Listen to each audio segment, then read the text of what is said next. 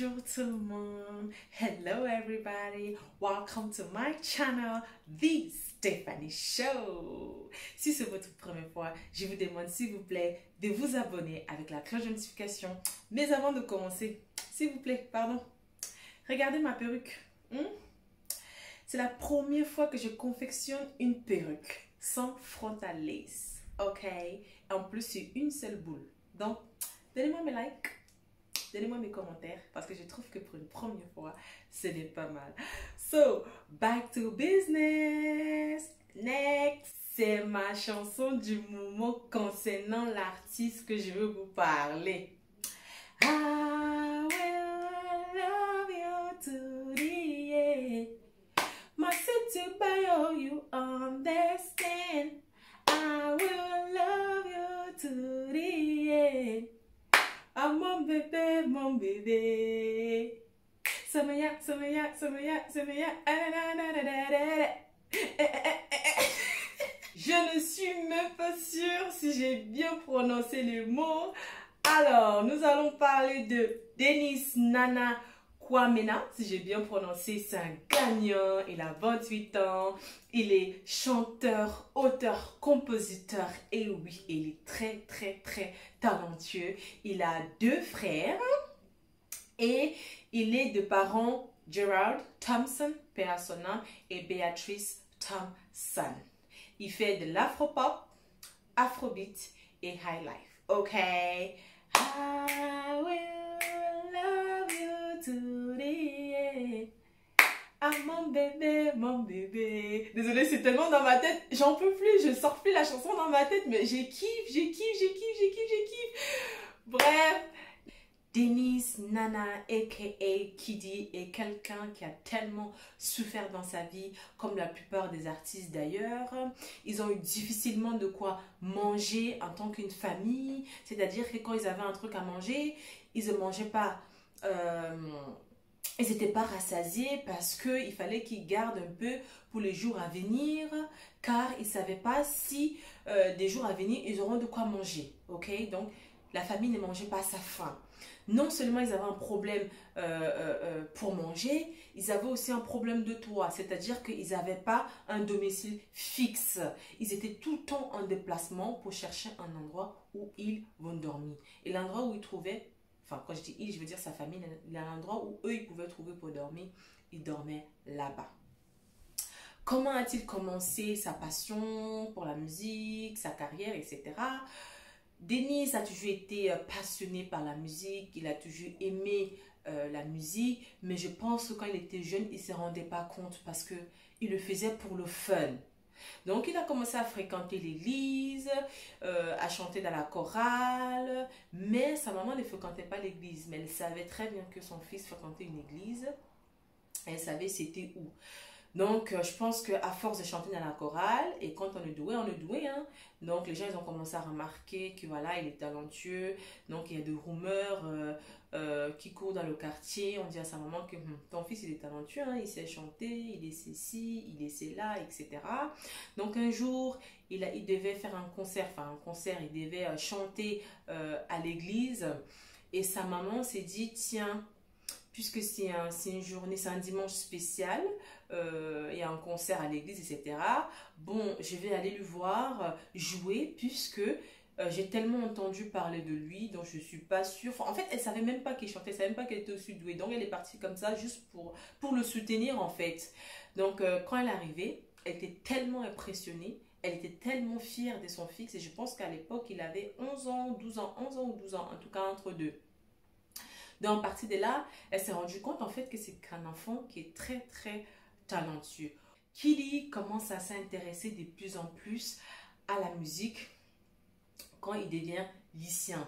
C'est-à-dire qu'il était fort en musique, il était fort en sport, c'est-à-dire athlète. Donc, il s'est tellement concentré sur ces deux hobbies qu'il a complètement oublié les études. C'est-à-dire que ses notes ont chuté. Chose qui a attiré l'attention de sa mère. Elle lui a dit, c'est pas possible en fait. C'est pas possible. Je crois en toi, je crois en ton talent. Je veux bien accepter que tu veux continuer les études, mais là par contre, tes notes là, ça me plaît pas. Il faut faire quelque chose. Et moi, je te propose ou de choisir le sport ou la musique et tu te concentres sur les études, ou tu laisses tomber les deux, tu te concentres sur tes études et ensuite, après, tu pourras pratiquer ton hobby. Donc, il a dit à sa maman, tu sais, maman, franchement, je ne me vois pas rester sans faire cet hobby-là, en fait. Donc, peu importe ce qui s'est passé, il a quand même reçu son bac. Et bien sûr, en pratiquant la musique et le sport. Donc, après le bac, il s'inscrit à l'université. Étant à l'université, Kiddy s'est produit sur différentes plateformes comme The Morning Café. C'était un endroit où les artistes amateurs avaient l'opportunité de s'afficher et présenter leur talent, tout simplement. Et Kiddy aussi prenait plaisir à enregistrer les reprises des chansons populaires. Ok? Et après cela, il rejoint le concours MTN Hitmaker à l'université en 2015. Guess what? Il gagne. Oh oui, il gagne. Quand Kiddy remporte le concours en 2015, sa famille se rend compte en fait que vraiment, c'est ce qu'il veut faire. Il se rend compte en fait qu'il est de plus en plus comment dire, fanatique ou à fond dans la musique. Du coup, il se dit, tiens, il faut qu'on fasse une réunion familiale, il faut qu'on lui parle de ce qu'on pense, il faut qu'on lui dise ce qu'on pense, malgré le fait que la famille le soutient, ils avaient confiance à son talent, etc. Mais ils lui ont dit, tu sais quoi, oui, tu as gagné, mais qu'est-ce qui te garantit que tu vas réussir? Qu'est-ce qui te garantit que ça va nous rapporter de l'argent? Mais au moins, si tu continues tes études, si tu continues ton master et ensuite dessus tu deviens médecin ou autre, au moins, c'est plus sûr que tu auras un boulot stable et faire une famille et fonder une famille et voilà, et prendre soin de nous aussi et de ta famille. Donc, mais fais de la musique, il n'y a rien qui garantit en fait que tu vas réussir dans la musique. Mais malgré le fait que on est sûr de ton talent, on sait que tu as du talent, mais il y a un mais.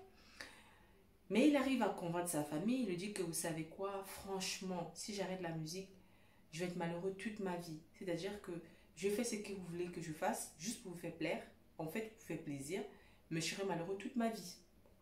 Mais si je prends le risque, je fais la musique, je serai heureux toute ma vie. Et je suis sûr et certain que je ne vais pas échouer, que je veux réussir.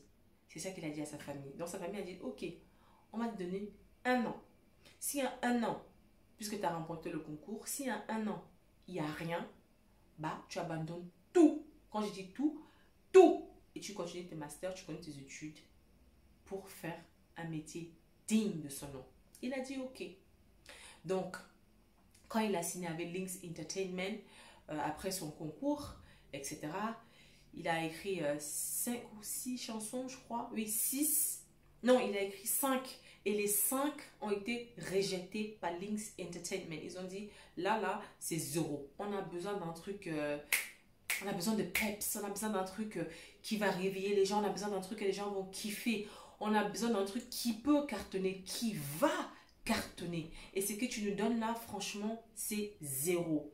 Fais quelque chose, quoi. Enfin, je sais pas.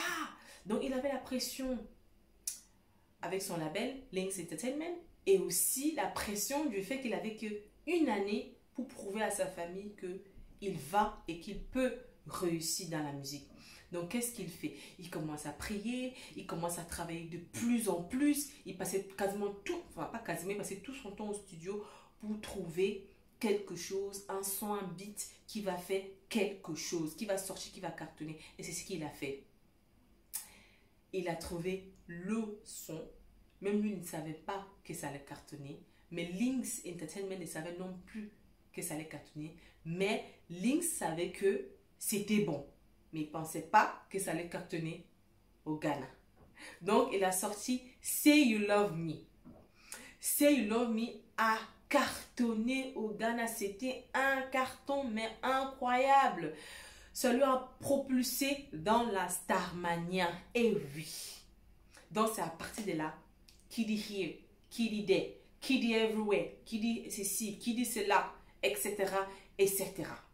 En 2017, il est devenu l'artiste la plus rapide à monter les échéances après son single Odo et son remix avec Mayokun et Davido. Après cela, bien sûr, il était un star, il est devenu encore plus star que star. Il a commencé à écrire des chansons pour des très grands artistes africains et populaires. Actuellement, il a gagné 6 nominations et son rêve, il a dit que son rêve vraiment en tant qu'artiste, son rêve en tant que musicien, c'est de conquérir l'Asie, la Chine, le Japon, l'Inde. En fait, c'est de conquérir d'abord l'Asie, ensuite les États-Unis, l'Europe, etc. De toute façon, il est déjà un artiste international. Il est connu maintenant partout. De toute façon, il y a pas mal de ses chansons qui cartonnent sur Netflix. Touch it, touch it, touch it, touch it. I'm bend over. C'est toujours lui qui a chanté ça. Et oui, c'est lui. Donc, je vous demande d'aller regarder ces singles, écouter. Et vous allez confirmer ce que je dis. Que il est bon.